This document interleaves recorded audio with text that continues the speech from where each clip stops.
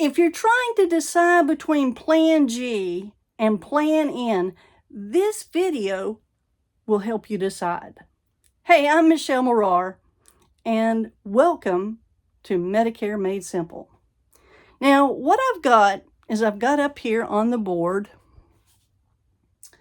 a comparison of the actual premium cost, and it's with the same company. I'm just looking at one company. I'm looking at Cigna because a lot of people are familiar with Cigna. It's not the cheapest. It's not the most expensive. By far not the most expensive. It's one of the ones that is more cost effective. But you also have some companies today, especially with Medicare supplements, they will give you a discount if you are with a spouse. We're just using one individual, no discounts for having a spouse, and we're using the female. Male rates are different. This is just a comparison to show you what are the costs, and is it more cost effective to have the Plan G or the Plan N. So let's take a look at it. Age 50, I did age 65, age 70, and age 75. All females. With Cigna for the Plan G, I hope you can see this. The Plan G for 65 is $130. The Plan G for a 70-year-old is $132.94, and the 75-year-old it's $159 and a penny.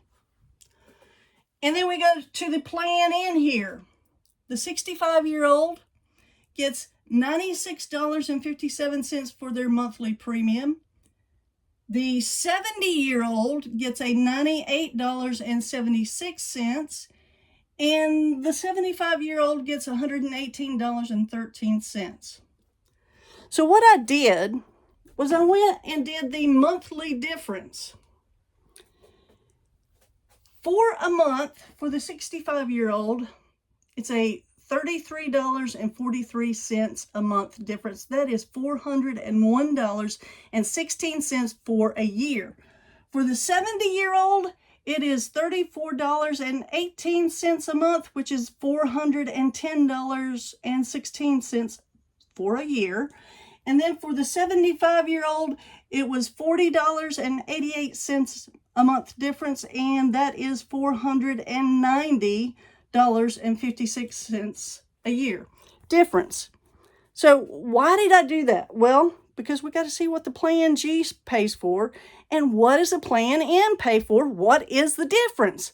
What would cause a Plan G to be cheaper than a Plan N? Now, obviously, if you're pretty healthy, you would obviously want to gravitate towards a Plan N.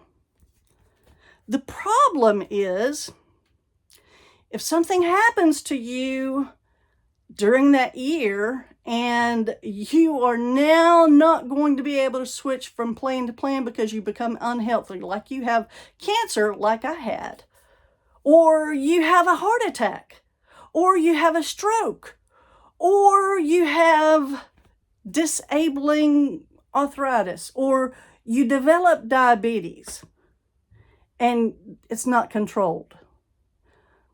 Situation. Now, most Medicare supplements, if you are healthy and you get through a couple of years and you know, especially like a heart attack, cancer too, as far as that's concerned, but you're through with the cancer, 2 to 5 years on the cancer, you can switch plans. Maybe a shock to you, but it's possible. So you should always call into a medical expert, financial, insurance agent, independent broker who can help you, like myself.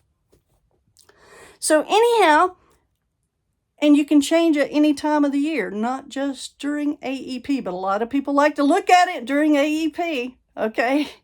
So anyhow, let's look at it. What is the difference? Let's take a look. This is the Medicare and You 2026. So the Plan G, it pays 100% all the way down here, and you only have to pay for the Part B deductible. Well, you also have to pay for the Part B deductible for the Plan N, and it has 100% on all these things as well. This is the major difference. Part B excess charges. Plan G pays 100%. Plan N pays nothing. And also, with the Plan N, you will have to pay for office visits $20 and a copayment if you go to the emergency room $50. Now, what kind of bill? Now, let me say this. Medicare does not have, they're not as expensive as you're used to with your employee plans most of the time. Medicare gets a discount, and it's called where a doctor will accept assignment. Now let's take a look at this. Part B excess charges. The doctor is only allowed to charge you 15% more if he does not accept assignment. This is the deal. Doctors have, for the most part, since I've been doing this, for the most part, they have accepted assignment. The majority have accepted assignment, and there are some doctors who do not. But let me tell you, when you have cuts to Medicare and doctors can't make as much, then they may or may not accept assignment, and you have more and more people coming into the Medicare system.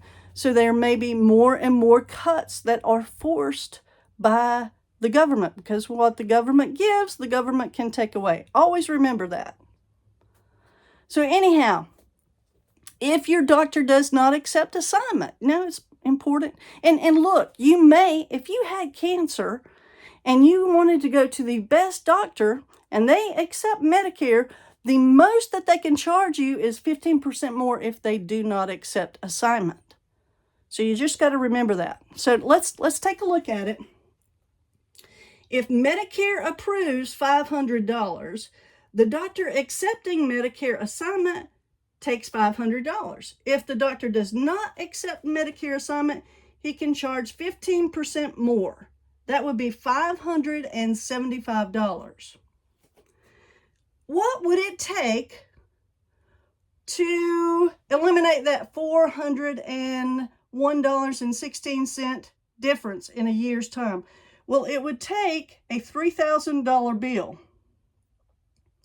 Well, not quite even a $3,000, but I just wanted to make the math simple. So if he accepts assignment, it'd be $3,000. If he adds 15%, that's $3,450, and a difference of $450. Now the 75-year-old has a bigger difference. That's almost $500. So you have to go up to a $3,500 bill, and the doctor doesn't accept assignment. It's $4,025. That's a $525 difference. So I hope that makes it clear to you the risk that you take when you do the Plan N. Now, as long as you're healthy, you can switch to a Plan G. But going from a Plan N to a Plan G and you have health problems, it's typically, there